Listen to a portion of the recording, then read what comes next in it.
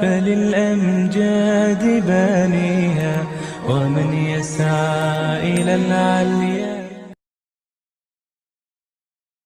madaxnimada waad ku dadaali doontaan dadaal adag baad u geli doontaan adduunka inta joogtaan maalinta qiyaamadana waxay noqon doontaa qoomamo iyo nidaamo iyo farta inaad dhexda ka qadhinto tiraado allow maxaa ii geeyey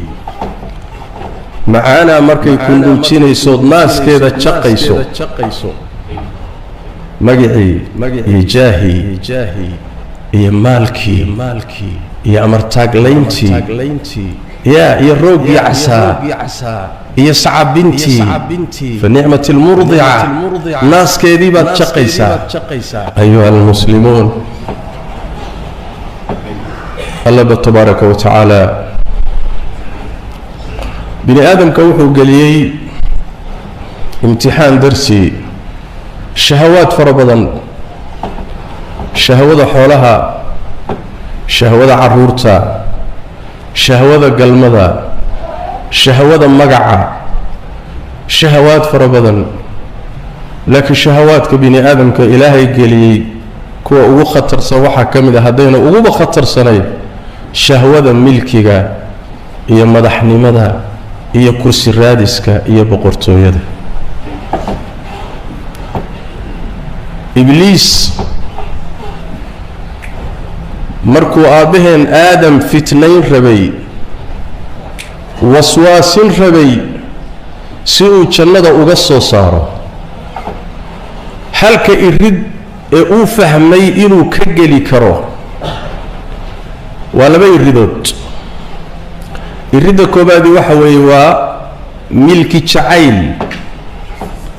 إرد اللبادنا وحوي واريتان إيشيريتان شعيل سأصدراد مركو سيرها يوحوكيري يا آدمو هل أدلك على شجرة الخلد وملك لا يبلى ما كنتسا كيد هداد عنتو أدواري أوضن لمنين بقرتوية إيا كرسينا آثيلي وتكواري إبليس وحو فهمي آدمها ميلها لقاقلي إردها أقومهم سنة إني تهي كرسيك إيا بقرتوية دا ما يشاسون آبهن آدم عليه وعلى نبينا الصلاة والسلام كسوق قلي وودنتيسي ka gaaray oo jannadii laga soo saaray oo dhulka layna keenay oo rafaad iyo aafada ina haysatay ilaahay inoo qoray nabigeenu sallallahu alayhi wa alihi wasallam wuxuu inoo sheegay in manaasibta iyo kuraasta iyo madaxnimada aad ku dadaali doontaan satahrisuna ala al-imara madaxnimada waad ku dadaali doontaan dadaal adag baad u gali doontaan adduunka inta joogtaan maalinta qiyaamadana waxay noqon doontaa qoomamo iyo nidaamo iyo farta inaad dhexda ka qadhinto tiraado allow maxaa ii geeyey macaana markay ku nuujinayso naaskeeda jaqayso magacii iyo jaahii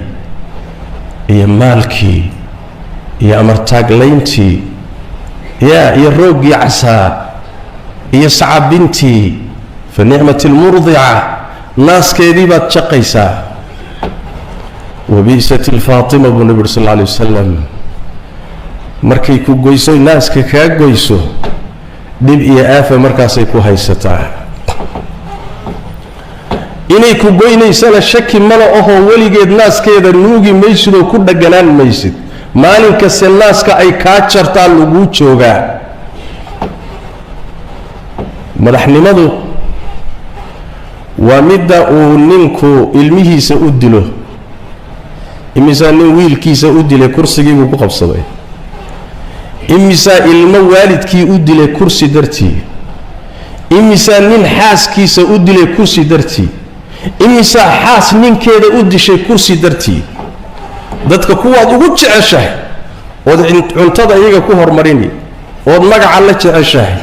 oo aad wax walba u huri lahayd markay noqoto inay kursi kugu qabsadaan waad khaarijini uma quudhid kursigu waa shahwada ugu halisan bini aadamka shahawaadkiisa sidaas daraaddeed markay timaado ruuxa muslimka waxaa la doonayaa inuu taxadarkiisa qabo war meeshani waa meeshii lagu halaagsamay taariikhda markaad dib u akhrido oo sijillaadka taariikhda aad soo rogto taariikh gaal iyo taariikh muslimba caalamka wixii fitno soo maray intooda ugu badan waxaa sabab u ahaa kursi iyo raadintiisa jagadaa iyo madaxnimadaasi mid ku fadhiya iyo mid ka riixanaya oo raadinaya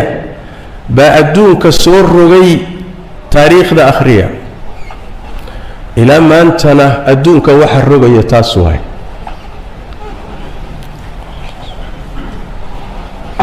inta markaan ogaano miisaal aynu soo qaadanno qawaacidda miisaalka caddeeya tusaalayaashu maanta waa farabadan yihiin adduunkiina waa isu furmay wax qarsoonna ma jiro caamayguna waa dhagaysanaya waa akhrinayaa culimadana warkooda iyo aqoon-yahanka iska badaa adduunka maanta wax qarsooni ma jiro kii hore wax kala qarsoonaayeen ma ah laakiin haddaynu tusaale soo qaadanno soomaaliya u soo qaadanno waddankaas maanta xaalkiisu saa u yaallo la qaybiyey oo qaybsan la burburiyey oo burbursan dadka ku nooli intooda badan faqriga khadkiisa ay ka hooseeyaan dhallinyaradiisii ay badaha ku baaba'ayso farigelin shisheeye la liicaya oo cid walba doonaysa inay dantiisa ka gaadho mujtamaciisii uusan ishaysanin dalka saa u yaalla ee dhibkaasi haysto ayaa maanta koox yari ku hardamaysaa hal kursi waxaad isweydiisaan dalkan maxaa halkaa dhigay waxaa halkaa dhigay niman kursi raadisa oo kadibna magaca qabiil huwaday oo isticmaalay iyo mid kursi ku fadhiyo u quuri waayay iyo shacab aan wacyi lahayn oo la isticmaalay saddexdaasaa isugu darmaday dalkan oo uu burburiyey saddexdii burburisay baa maanta 30 sano kadib meeshii laga biloobay baa dib loogu noqday reer bani israa'iil baa ilaahay wuxuu ku sheegay 40 sano inuu ilaahay ku imtixaanay tiih iyo jahwareer meeshay subaxdii ka guuraan bay galabtii ku soo noqdaan say u wareegaysanayaan meeshii baynu ku soo noqonnay luqaddu waa luqaddii damacu waa kursigii waxa la isticmaalaya waa qabyaaladii luqaddu waa luqaddii xasaasiga ahaydee soomaali laga taaban jiray meel laga rogaa jira furaha lagaga rogo waxaa kaloo dhan ma diiriso laakiin marka la yidhaahdo gobolkeenna reerkeenna deegaankeenna qabiilkeenna jifadeenna taasaa rugaha ku rogta furaha ku rogo furuhu waa kaa furuhu waa furihii hadalku waa hadalkii raggu waa kuwii kuraasta raadinayay meeshii baan maanta joognaa shacabka wacyi la-aantiisiina waa dheerta iyadoo waa sideedii waxaan jeclahay 3 farrimood diintu waa naseexo 3 farrimood inaan u diro 3 jiho oo hawshaasi khusayso jiho waa qolada kuraasta ku fadhida jihana waa qolada doonaysa inay ka kacsadaan jihana waa shacabka miskiinka ee masaalixdiisa lagu ciyaarayo qolada kursiga ku fadhida waxaan leeyahay haddii 1000 sano bal kumanaan sano lagu daayo nolosha lagu daayo kursigaana lagu daayo faraha lagaaga qaado waxaa xaqiiqa inay imaan doonto maalin aad ka tegi doonto ama isagu kaa tegi doono maalinkaana mas-uuliyaddiisii iyo tabiicaadkiisii ilaahay hortiisay kuu taallaa way kaa horraysaa nin xilkas ah oo mas-uuliyad iyo culayskeeda dareemaya maanta kuma dhegdhego kursi soomaaliyeed yaa maanta cidiyaha kuma dagaalamo si uu kursi ugu fadhiyo ama u fuulo laakiin xilkasni baa jirta xil baan la garanaynin sidiisaba wuxuu yahay marka waxaad ogaataa kursi ma baaqi ahaado nololina ma baaqi ahaato fariinta labaadeen doonaya inaan u diro wuxuu yahay waxay tahay